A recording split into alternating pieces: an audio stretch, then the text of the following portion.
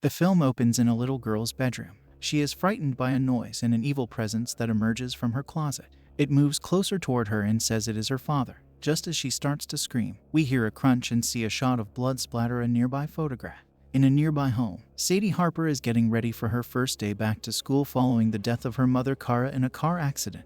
She lives with her little sister Sawyer and their therapist father Will. Sadie wears an old dress that belonged to her mother. When she gets to school, she meets with her friend Bethany, along with some other girls led by the callous and obnoxious Natalie. After Natalie makes insensitive comments, Sadie calls her a bitch, leading to Natalie shoving Sadie and spilling a drink all over the dress. Sadie cries and goes home to change. Will is visited by a disturbed man named Lester Billings, who pleads with Will to speak with him. After some hesitance, Will agrees and listens to Lester's story. He was accused of killing his children after they were telling him of an unseen entity that was haunting them, which he didn't believe them about until it was too late. Sadie shows up and puts her dress in the washing machine before getting new clothes, unaware that Lester is in the house. She hears a noise and finds her mother's art studio trashed, along with Lester's body hung from a door. Sawyer comes home just as she sees paramedics wheeling Lester out of the house. After talking to police, Will tries to talk to his daughters. Later, Sawyer tries to sleep but is spooked by her closet door opening hard. When she looks under the bed, she sees a monstrous figure growling at her, causing her to fall out of her bed and hit her lip. The Harpers later visit another therapist, Dr. Weller, to discuss their grief and trouble moving on. After Sawyer mentions what she saw, Dr. Weller tries an experiment where Sadie and Sawyer are together in the room with a red light that turns on and off. In the middle of things, Sawyer sees the monster again and wets her pants. At night, Sadie listens to a recording from the session between Will and Lester, while Sawyer wanders the halls with her night light. Sadie finds a page from a notebook in the trash, and when she scribbles over it with a pencil, she sees the same monster that has been haunting her sister. Sawyer hears a voice and rolls her night light down the hall, where she hears it get stomped. She goes to the kitchen and accuses Sadie of trying to scare her until she finds the page that Sadie was looking at. When Sadie returns to school, she asks Bethany to give her a ride to the Billings home.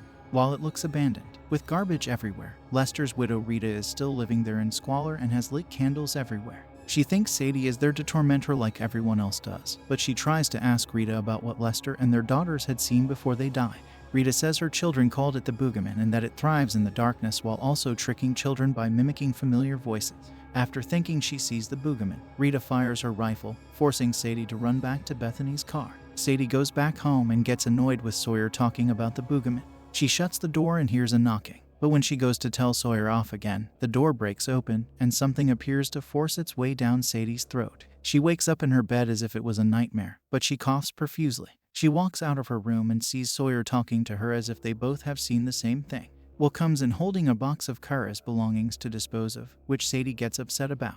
She takes the box downstairs and finds other old belongings, like her mom's lighter and a video camera featuring a clip of Cara and Sadie when she was a baby. Bethany later suggests to Sadie that they hang out. She invites Bethany, plus Natalie and two other girls, Cassidy and Ann, to her house. They get bored after a while until Sadie mentions finding a stash of drugs from her mom. They smoke a joint, but Sadie starts coughing too hard. She goes into her room and pulls out what seems to be a string before Bethany comes to help her. Natalie makes things worse by recording and then making Sadie get locked in a closet. As she tries to get out, the Boogeyman makes an appearance trying to get Sadie until she is let out. She slaps Natalie and then shoves Bethany, believing it was all a deliberate prank despite Bethany saying otherwise. The girls leave the house. Meanwhile, Sawyer is watching TV when Boogeyman appears and throws her against the TV. Sadie and Will take Sawyer to the hospital, where Sadie resolves to finally put an end to the Boogeyman after being contacted by Rita. She returns to the Billings house after Rita says that she has found a way to kill the monster. However, she attacks Sawyer and uses her as bait to lure the Boogeyman out. Sure enough, Boogeyman emerges and steps across one of Rita's traps that fires shotguns at his face.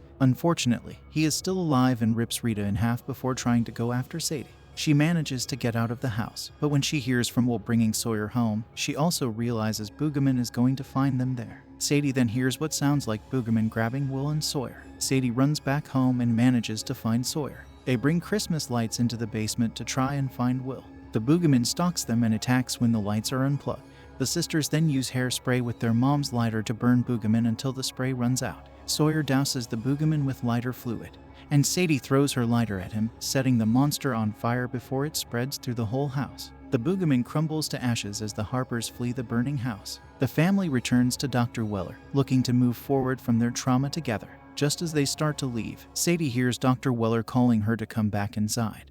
but she is not in her office. Sadie then hears the closet door opening and starts to cautiously approach it before Dr. Weller comes back. Sadie then simply shuts the door.